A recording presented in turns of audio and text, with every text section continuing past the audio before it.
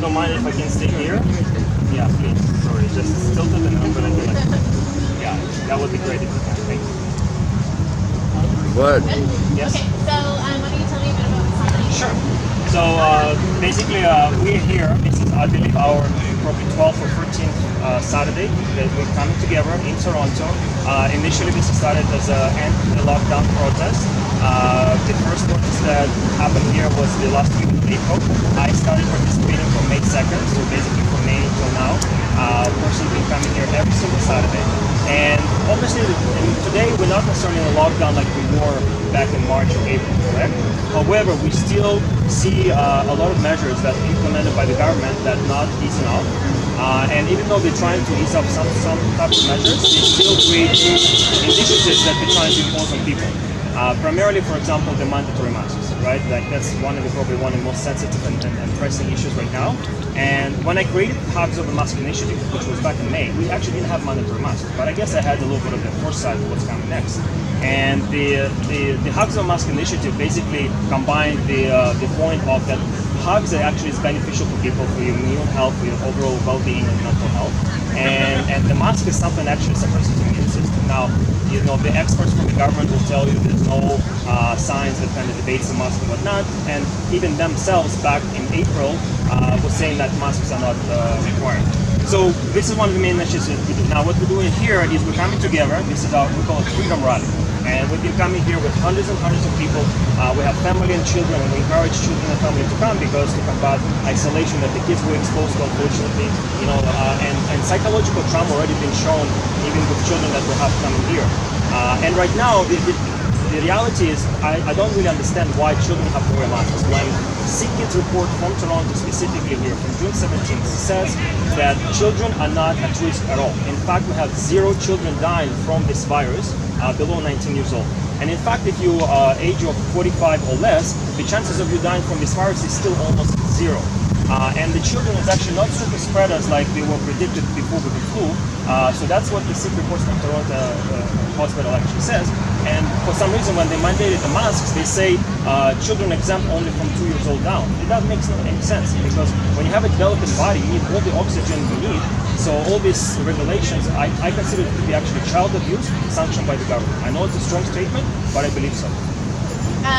What do you hope that getting together and making awareness? Yes. Like, what kind of conversations do you think they'll have when they see that? Yes, thank you for asking. So Hugs of the Mask initiative, we have 2 primary focuses that we do it. One is we call it Truth Education Campaign or Platform.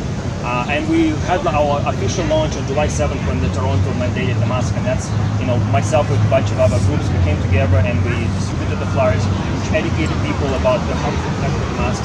And we went into TTC without masks, and we were able to go in there. And the fact actually what happened is after that protest, TTC had no choice but actually create their own exemption cards. So I believe it's because we pushed against these mandatory masks, we were able to create a policy change within our own city. And this is just one great example of when people coming together with a common cause and fighting for what's true and has to be respected, we actually able to win. And what we're doing here is we're just coming together to celebrate our freedoms and rights and celebrate because again, the gatherings are still limited. We've been coming here hundreds and hundreds of people for over 3 months. No one's sick, everybody's healthy, everybody's well, and we're just fighting for a happy life that we're supposed to get back in. I can't remember the woman's name. Kelly Andrew. Yeah, so she was saying that a lot of the narrative around the exemption cards is for that like people are selling these fake exemption cards, but then she was saying that really it's just like an education piece. It like is. A statement. It is. Do you think do you have one on you? I don't have it on me. I can show it to you Okay, later. But cool. the point is, we were distributing flyers even before. So the flyers is actually like a postcards flyer. It has exemption thing on it. Thank you, Tommy. So this is the flyers that actually we distributed on July 7th when we were doing that before. This right here, it states, I am exempt from provincial health officer regulation mandating face mask usage. Wearing a face mask poses a health risk to me.